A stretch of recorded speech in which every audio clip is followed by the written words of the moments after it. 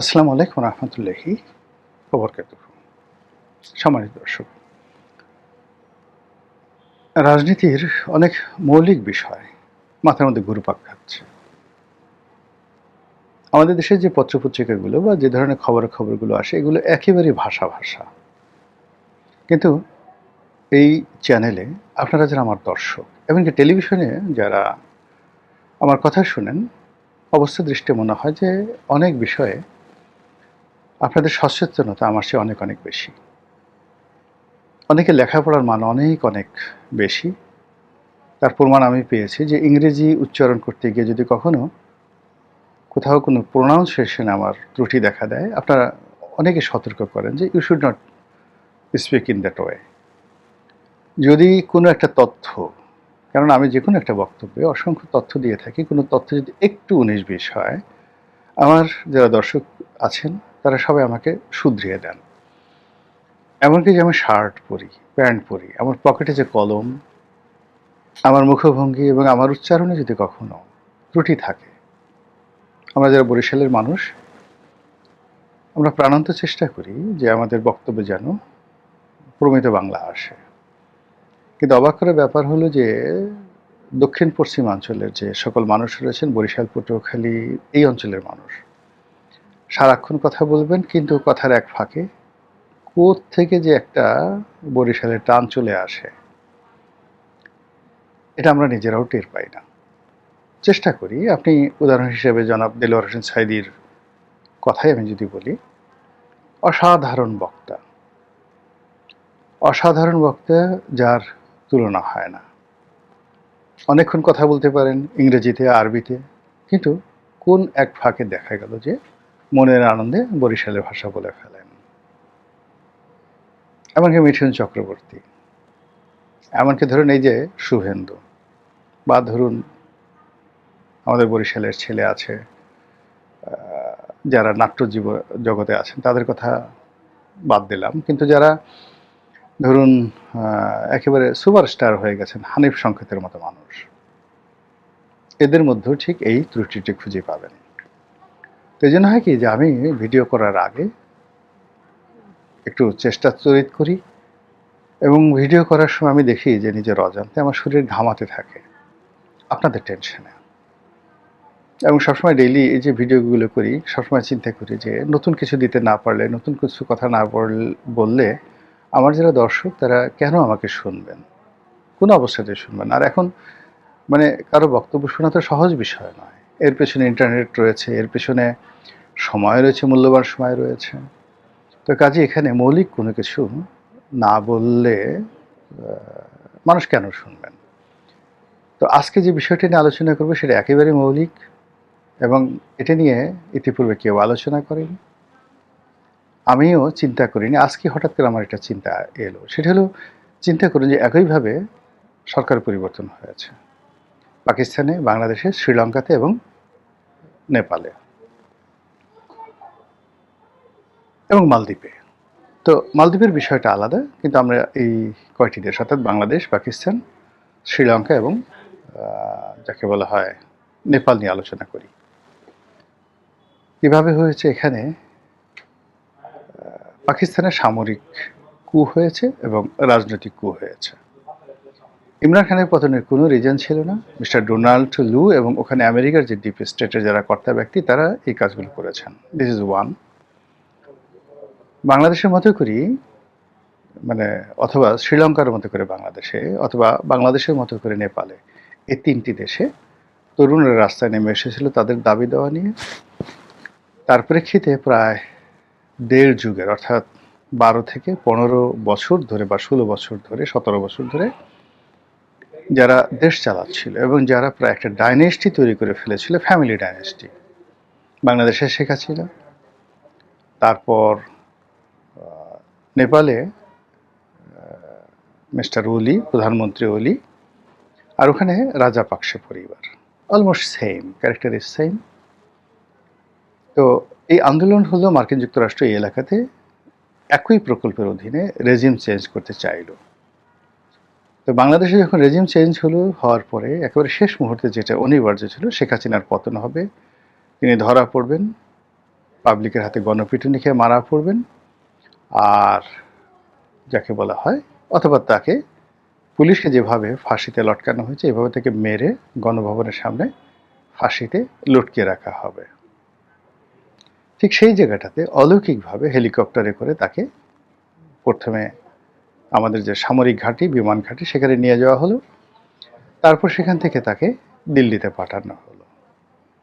তো এই কাজটি কেন করা গেল না, এটি নিয়ে আলোচনা করবো। এবার রাজাপাকসের কথা বলি। শ্রীলঙ্কাতে তো আন্দোলনের মুখে রাজাপাকসকে সেনাবাহিনী তাদের নিজস্ব ক্যান্টনমেন্টের মধ্যে নিয়ে গেল এবং শহরের বহু দূরে আমাদের যেমন ধরুন শেখ হাসিনাকে যদি সেনাবাহিনী নিতে চাইতো, যেভাবে শিরিন শারমিন চৌধুরীকে রেখেছে, তাকেও যদি এভাবে রাখতে চাইতো বান্দরবনের কোনো গহীন অরণ্যে, কিংবা ধরুন বরিশালে, ইভেন ধরুন ঢাকা ক্যান্টনমেন্টের মধ্যে যদি রাখা হতো, কে খেয়াল রাখতো?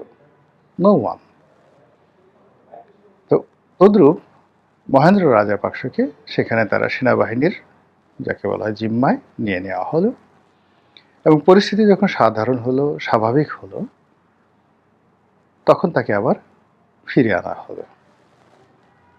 সরকার প্রোটেকশন দিল, রাষ্ট্র প্রোটেকশন দিল, রাজনীতিবিদরা প্রোটেকশন দিল এবং সেখানে একটি সুন্দর নির্বাচন হলো এবং খুব অল্প সময়ের মধ্যে দেশে শান্তি শৃঙ্খলা এমনভাবে ফিরে এলো যে তারা যে রাষ্ট্রটি দেউলিয়া হয়ে গেছিল, বাংলাদেশ থেকে তারা $20 কোটি তারা ঋণ নিয়েছিল এবং সেই দেউলিয়াত্ব থেকে তারা ফিরে এলো এবং বাংলাদেশের টাকাও তারা ফেরত দিল। নাও শ্রীলঙ্কা, তাদের যে ইকোনমি, এটা কল্পনাই করা যায় না, অসাধারণ। এবং যারা রিসেন্ট সময়টাতে শ্রীলঙ্কাতে গেছেন তারা এই বিষয়টি দেখতে পাবেন কেন এরকম হলো।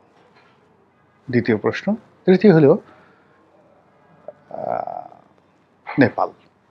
নেপালেও এরকম একই অবস্থা। আমেরিকাই রেজিম চেঞ্জ করেছে এবং এই রেজিম চেঞ্জের পেছনে আমেরিকা এবং ভারত একসাথে কাজ করেছে।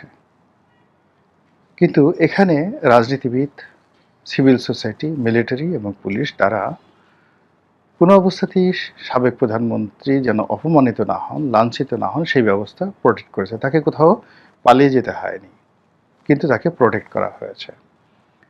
তাকে নির্বাচনে অংশগ্রহণ করতে দেয়া হয়েছে এবং এখন যেটা নেপালের যে অবস্থা, সেটা একটা বিস্ময়কর। সেখানে একেবারে যেটা শ্রীলঙ্কাতে হয়নি, যেটি বাংলাদেশে হয়নি, যেটি ইভেন পাকিস্তান অথবা মালদ্বীপে হয়নি, ঠিক সেম কাজটি ব্যতিক্রমভাবে এবং দুনিয়ার কোথাও হয়নি। মানে যারা বিপ্লব করেছে, বিপ্লবীরা সরকার গঠন করেছে, এরকম ঘটনা আরব বসন্ত কোনো দেশে হয়নি, কিন্তু এটা যাকে বলা হয় নেপালে হয়েছে। সেখানে জেএনজিদের প্রতিনিধি হিসেবে বালেন্দ্র শাহদেব তিনি রাষ্ট্র ক্ষমতায় এসেছেন। এটা কি করে হলো, এই বিষয় নিয়ে আলোচনা করব। প্রথমত হলো যে পাকিস্তানের ইমরান খানের কথা বলি। ইমরান খানের আসলে ওইরকম ভারতের মতো কোনো কৌশলগত বন্ধু ছিল না তাকে উদ্ধার করার মতো। তিনি খুব জনপ্রিয় হয়ে পড়েছিলেন, এটা আমেরিকা পছন্দ করেনি। এর কারণ হলো আমেরিকা তাকে নিয়োগ দিয়েছিল জাস্ট লাইক ইউনুসের মতো একজন তাবেদার হিসেবে। তার কাজ ছিল সেবা করা, কিন্তু তিনি সেবা না করে জাতীয়তাবাদীর নেতা হতে চেয়েছিলেন এবং বিশ্ব মানব হওয়ার চেষ্টা করেছিলেন।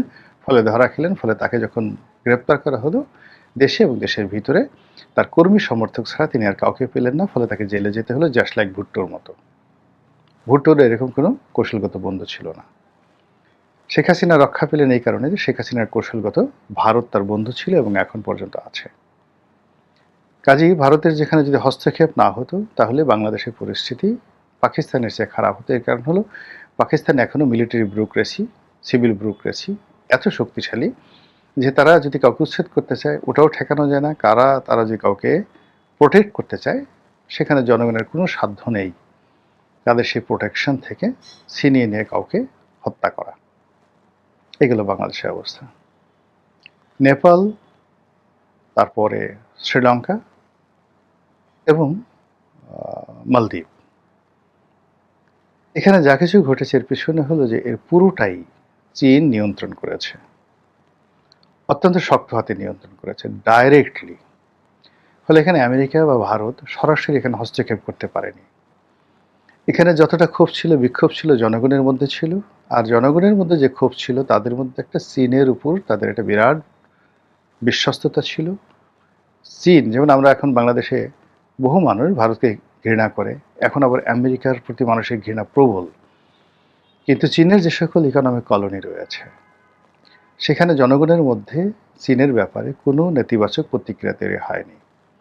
তো কাজে যারা পরাজিত হয়েছেন তারা যেমন চীনপন্থী, আবার যারা বিজয়ী হয়েছেন তারাও চীনপন্থী। চীনকে বাদ দিয়ে তারা ভারতকে বা আমেরিকাকে বন্ধু হিসেবে গ্রহণ করেনি বা এদের কারো কাছে দেশ বিক্রি করেনি, শ্রীলঙ্কাও করেনি, নেপালও করেনি।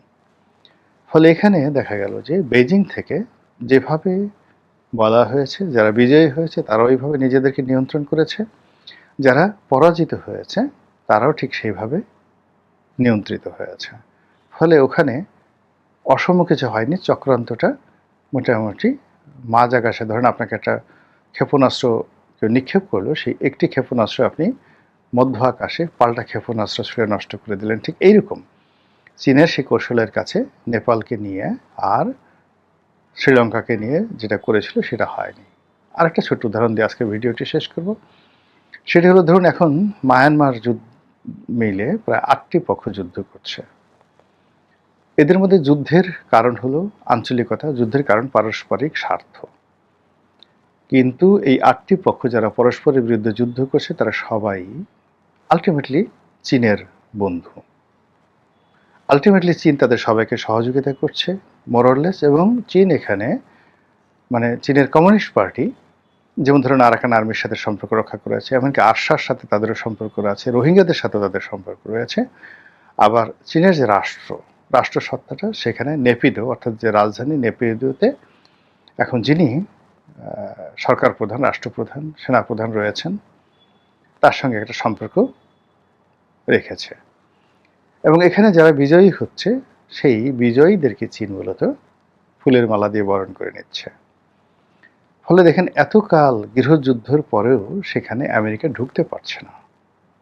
কিন্তু আমরা এমন একটা জাতি, আমরা না ঘরকা, না ঘটকা, না ভারত, না চীন, না আমেরিকা, না আমরা নিজেদের। আমাদের না আছে নিজেদের প্রতি বিশ্বাস, না আছে অপরের প্রতি বিশ্বাস। এমনকি মুখে মুখে আমরা বলি, কিন্তু আল্লাহ এবং রাসূলের প্রতি আমাদের কয়জনের যে বিশ্বাস আছে এটা নিয়ে আমার যথেষ্ট সন্দেহ আছে। মহান আল্লাহ আমাদের সবাইকে হেদায়েত দান করুন এবং হেফাজত করুন। আসসালামু আলাইকুম ওয়া রাহমাতুল্লাহি ওয়া বারাকাতুহু।